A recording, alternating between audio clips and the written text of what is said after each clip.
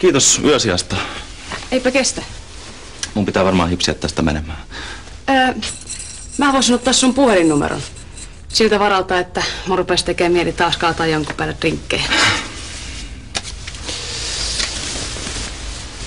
Ai sä asut Töölössä? Asuin. Mä olin vähän aikaa Saksassa ja multa meni kämppä alta, että just nyt mulla ei ole vakituista kämppää ollenkaan. Kännykästä saa kiinni. Niin säkään et ole aivan täydellinen. Ihan joka suhteessa. Kuule, sä et tiedä, mä oon ihan täys kaos koko jätkää. Mut mulla on pieni sviitti varattuna hotellista, mä menen varmaan väliaikaisesti sinne. Ellet sä halua jäädä tänne syömään?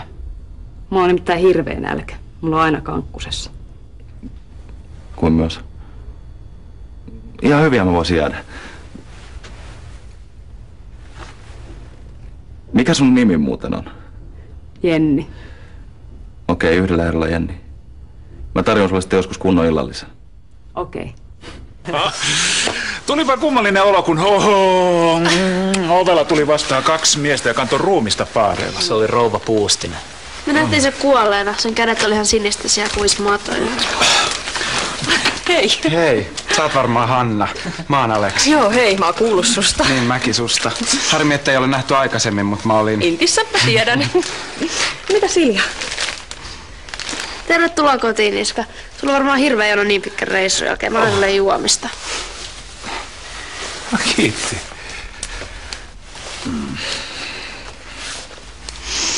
Haluatko perustaa kahvilan oikeesti itse vai onko kyse vaan siitä, että tuo sun kaveris haluaa? Kyllä mä haluun, vaikka Akihan tässä on toiminut primusmoottorina. Mä vaan rahoitan. Aki vaikuttaa olevan tosi nastakundi. On se jo ehdottomasti. Mitä paremmin mä oon tutustunut siihen, sitä enemmän mä alkanut pitää siitä. Missä sä oot sen tavannut? Ihan vaan yhdessä kapakassa, yhdellä klubilla. Silloin jotain ihan hämäriä tuttuja ja me päädyttiin niiden kanssa samoille jatkoille. Me yritettiin molemmat pokaa samaa naista. No, kumpi vei voiton? Ei kumpikaan. Aika nopeasti me tajuttiin, että niiden bileiden isäntä oli se Minni. Siis eikö Akikaan tuntenut sitä? Ei. Ja niin siinä sitten kävi, että me molemmat lennettiin pihalle. Ootte te kyllä mahottomia. Aki on näin. Ei, se on ihan oikeesti hyvä ystävä. Mutta se on varmaan myös sellainen kaveri, jolle on vaikea sanoa ei. Ja miksi mulle pitäisi sanoa ei? No niin, eikö sun pitänyt kertoa, miten vesi muuttuu viiniksi ja Neandertalin luola trendibaariksi? Selitys istuu tässä. Minä teen sen. Pitikö sun raata meidät tänne asti kuulemaan? Piti. Ja nyt voidaan vetää känni. Tosi vakuuttavaa. Sä et kyllä tolla puheella laittaisi markkaakaan oman rahakin yhtään mihinkään. Olettaa, että sulla ois markkaa. Miksi sen pitää olla just kahvila? Mä näytän sulle. Hei, anteeksi. Mä haluaisin vaan kysyä, että onks kaikki hyvin? Anteeksi, mitä se sulle? Kato, hyvä ravintolanomistaja haluaa vaan tietää, että mitä sen asiakkaat ajattelee. Ai jaa. No, mulla menee ihan hyvin. Onks palvelu hyvä? Onks vessat siisti? Kerro vaan ihan rehellisesti. Kaikki ihan jees. Joo, no ei kai tässä sitten muuta kuin hauskaa iltaa sitten. Baarin omistajana tapaa kauniita naisia. Siinä on kaikki. Ja me pidetään naisten tapaamisesta. Erittäin paljon. Pysyt siinä. Eipähän vuoda enää. Mutta ei kyllä toimikaan. Surullista. Ihminen makaa viikkotolkulla kuolleena eikä kukaan tiedä mitä. Niin se on surullista. Yksinäisyys on kamalaa. Sulla on mut. Tiedän. Surullista on sekin, että kaikki kaatuu aina meidän niskaan. Joku kuolee, joku onneton yksinäinen vanhus ja me korjataan patterit ja ovet. Me kutsutaan poliisit ja siivota. Eikä kukaan meitä kiitä. Niinhän se on. Tule. Mennään kotiin.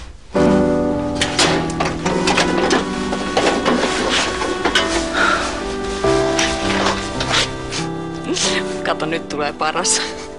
Kato, mitä pullistelua.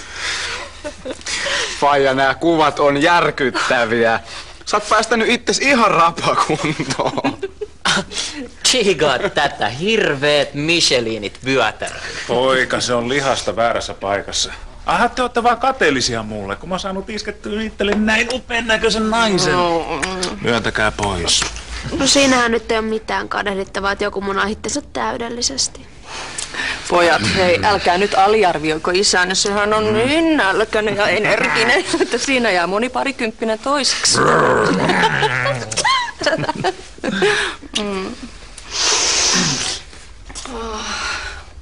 Hei, toi juusto muuten näyttää precis samalta kuin sen kuolleen naisen iho oli. Se on ihan törkeä, kaikki poliisitkin yrjäsi ihan hulluna. Anna olla. Voi anteeksi, ei ollut tarkoitus pilata fiilistä. Pitäisikö mun puhua sen kanssa? Ei. Kyllä se siitä rauhoittuu aikana. Laska. Joku tämmönen baaritien pitäisi perustaa eikä mitään vähäistä murjua. Äläs nyt. Sädi sainaat ja mä toteutan. Yhdessä me saatais Sikalasta tekee vaikka palatsia aikaiseksi. Sä oot ammattilainen, sulla on visioita ja ideoita. Katsotko miten paljon sitä duunia tulisi loppujen lopuksi olemaan? 562 ja 30. Missä mun lompakko?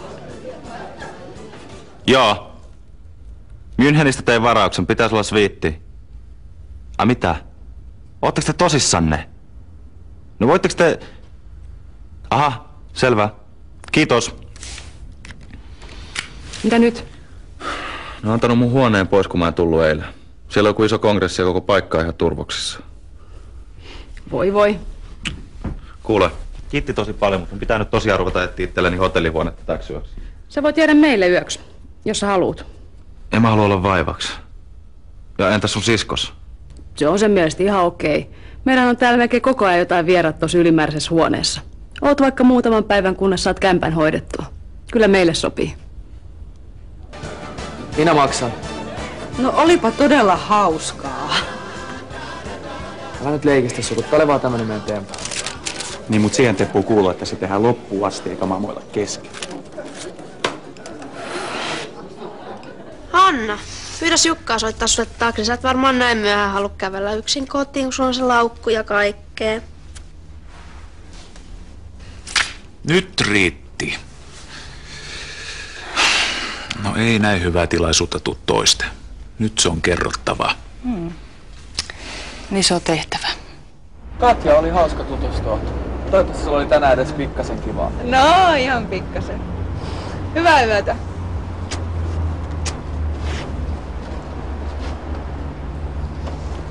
Sähän melkein syö sun kädestä. Mitä sä et tehdä sillä? Tarvitaan joku suunnittelemaan kahvilan sisustus. Musta tuntuu, että Katja tekisi sen melkein ilmaiseksi. En mä tiedä. Kyllä mun vieläkin vähän ihmetyttää, mitä sä et saada siitä yhtään mitään kaupallista. Mut kai sitten tiedät, mitä sä teet. Tarkoittaako toi sitä, että sä lähdet mukaan diiliin? Kai sitä sitten tarkoittaa. Perhana jätkä, sä oot hyvä tyyppi. Tätä sä et tuu katumaan. Moi. Moi. Ai moi. Mitä helvettiä toi tekee täällä vieläkin? Sen hotelli on Saman tekevää, selitä aamulla. Juhari. Onks kaikki hyvin? Tietysti.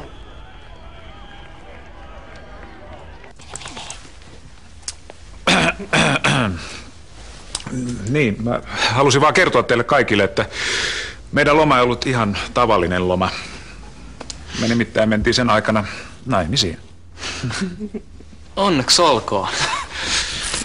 Onneksi olkoon. Kiitos. Joten Hanna muuttaa nyt meille.